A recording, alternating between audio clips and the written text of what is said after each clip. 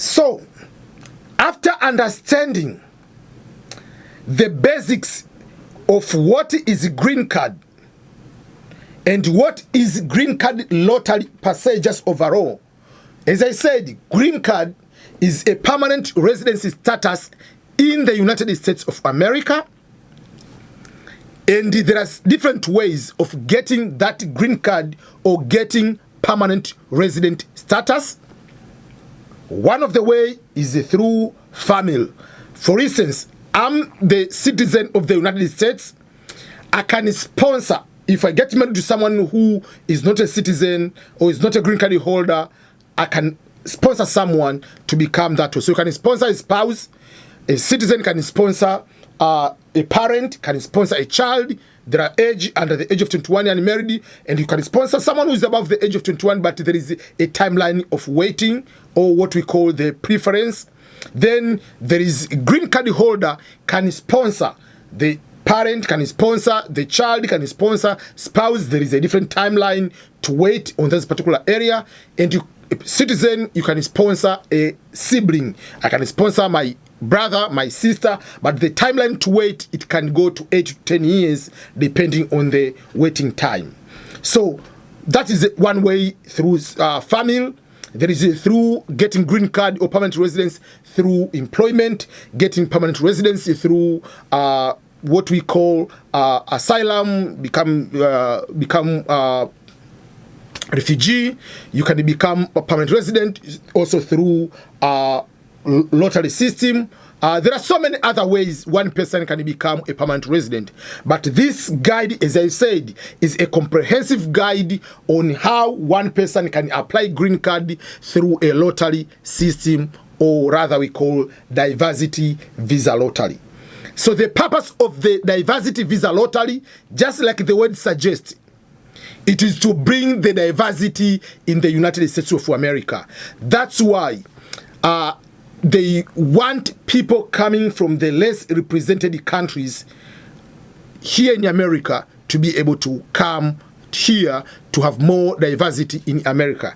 The strength and the greatness of the United States of America is the diversity which we have.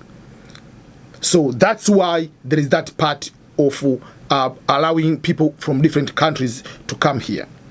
So let's go and talk about eligibility of the green card lottery. What are the key issues, key requirements which you need to have in order to apply, in order to meet the requirements, in order to be eligible to apply for the diversity visa lottery?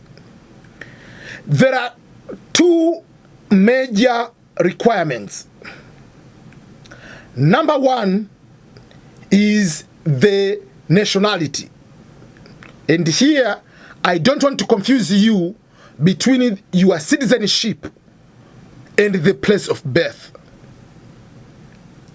You can be a citizen of one country, but you are born in another country. I was born and raised in Tanzania. Tanzania doesn't have dual citizenship. But now I'm the citizen of the United States of America. I'm not a citizen of Tanzania.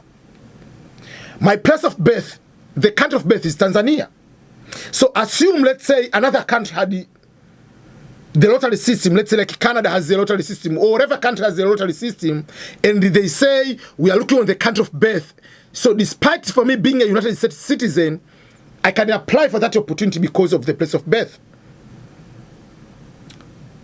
Don't confuse your citizenship and the place of birth. And this comes to many people, especially those who at one point, maybe sometimes they were refugees. I know a lot of people from Rwanda, for instance. We are born in Tanzania, we are born in Kenya, we are born in other countries. But they are citizens of Rwanda. I know a lot of people who are Congolese.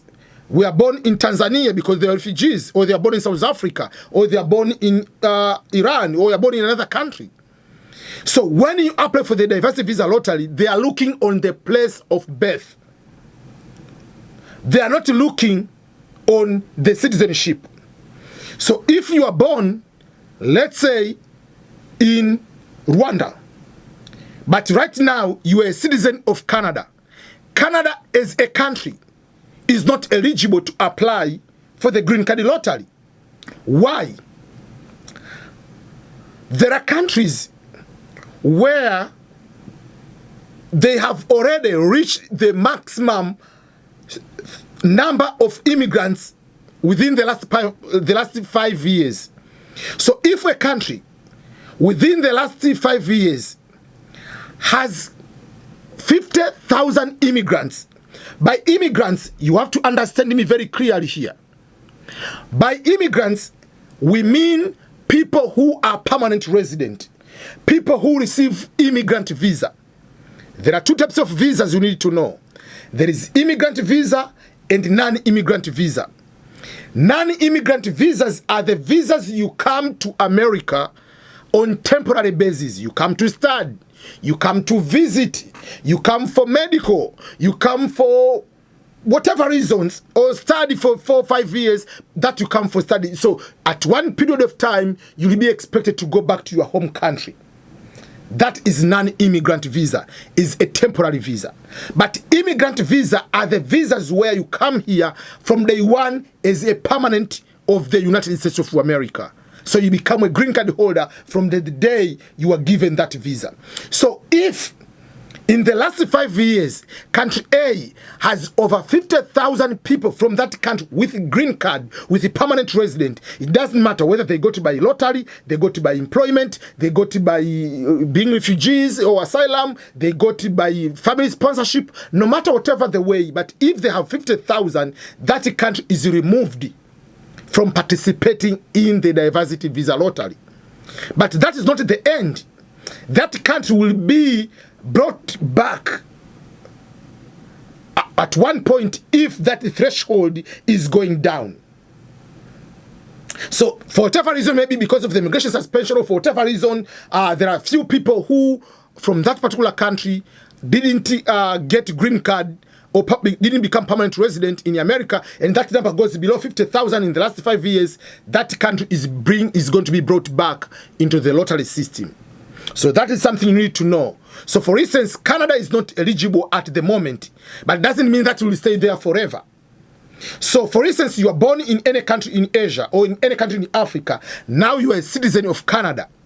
You will be allowed to apply because you are a citizen of Canada, but you are not born. Your place of birth, the country of birth is not Canada. The country of birth is another country in Africa or in Asia or in Latin America or even European country. That is something you need to understand. So place of birth. So if you are born in country A, but you are a citizen of country B, your country of chargeability, the country of participation, it will be the country of birth. That is number one eligibility. Within that country of birth, there are some exceptions. If you go to the diversity visa lottery instructions, there are so many good explanations. I'm going to give you in a very high level summary about some other exceptions. For instance, I'm born in country A. Country A is not eligible to apply for the diversity visa lottery, but I'm married to a person from country B. That person from country B is eligible to apply. I'm allowed to apply based on my eligibility to country B, country of my spouse, as long as the country of your spouse is eligible country. Let me go into specific. When you apply, they will tell you the question, where were you born?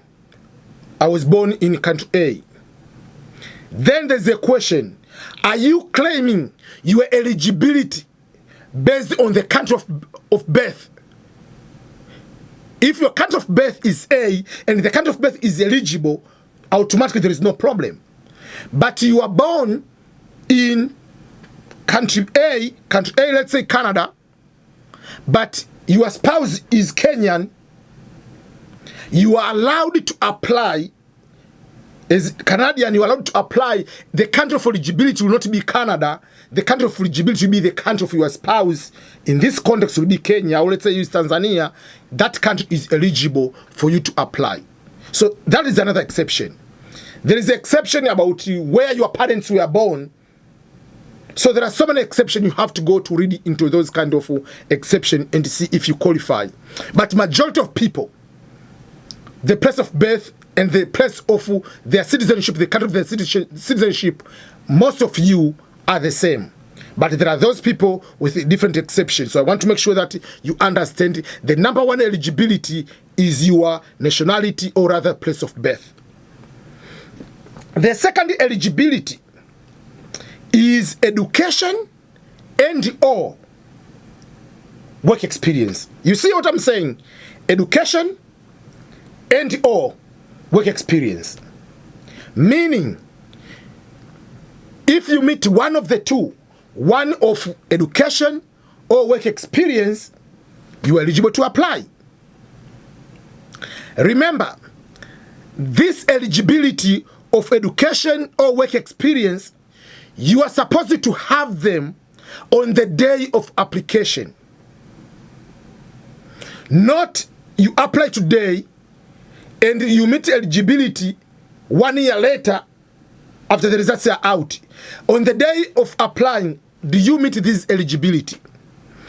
On education, let me start with that one. You need to have at least high school education. When I say high school, I mean from grade school or primary school, whatever you call in your country, to 12th grade. That is high school. Depending on country to country. There are some countries, for instance in Kenya, you start primary school or elementary school is from 1st grade to 8th grade. Then high school is 4 years, you make it 12. In Tanzania and Uganda is a little bit different. In Tanzania, for instance, you start with 7 years as primary school. Then you go 4 years with what you call the ordinary secondary school, or rather junior high school, which is 4 years, you make it 11. And then you go advanced secondary school, which is high school, 2 years, you make 13 years. So there are some countries, high school can be above 12 years of school. There is no problem. But all over the world, high school has to be a minimum of 12 years of studies without repeating. It's just from first to 12 years of school. That is high school. Do they require results to have a pass mark of this kind of grades? By law, no. But there are some of the embassies around the world, they might say you need to have at least C of English or C of mathematics or D of something. Some of the embassies, I know they have specific requirements regarding to the grades. One of the embassies, I think the embassy in Botswana, in Zimbabwe, has that requirement. I'm not so sure about Botswana, but I know some of the embassies around the world have such a requirement. But in general, they don't care about your results. That's why it is a random. They want you to have a minimum of high school education. But what if you don't have high school education? That is something you need to see very, very important. If you don't have high school education, what should you do? You need to have at least 2 years of work experience.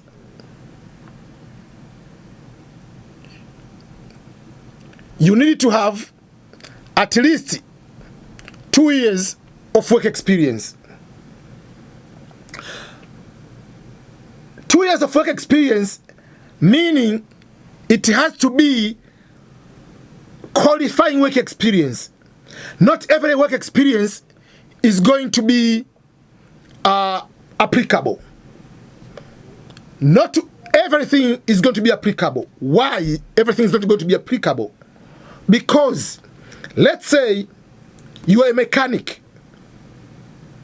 but being a mechanic, you have never gone to a trade school or vocational training.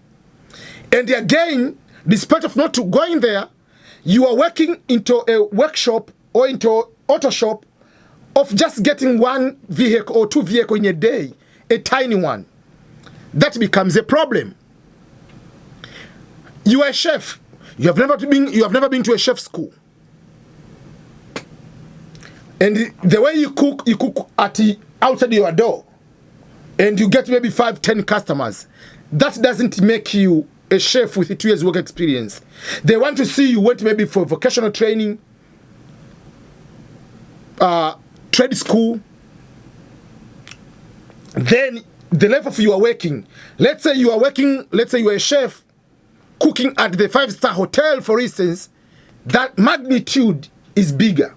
So that is what they call the work experience. So you need to have at least 2 years of qualifying. The key word is qualifying work experience in order to continue. And this 2 years of working experience must be within the last 5 years. And the work experience can be paid or unpaid. You have been volunteering or doing for employment and getting paid salary. But during the lottery application, there is no any place you will be required to put the work experience. During the application, you are supposed to do only the education, to tick the education. Whether it's primary, we'll talk in detail about education, but what level you have, whether it's high school with a diploma, without a diploma. By diploma, we mean certificate, because the American English, the word diploma means certificate, not diploma as the level of education as is used in many countries in Africa, Asia, and Latin America. So you need to make sure that you tick the appropriate level of education, but you'll never have opportunity to tick work experience. The work experience will be filled after winning, when you fill the visa form, the famous immigrant visa form called DS form number 260. That is where you will be indicating your work experience, where you work, and everything. But during the application is only about education. Work experience is not required to indicate. Once you win, you'll be able to show that. Once you win, you will put exactly the name of the school. Where did you graduate? When? And you will show the transcript when you go to the interview.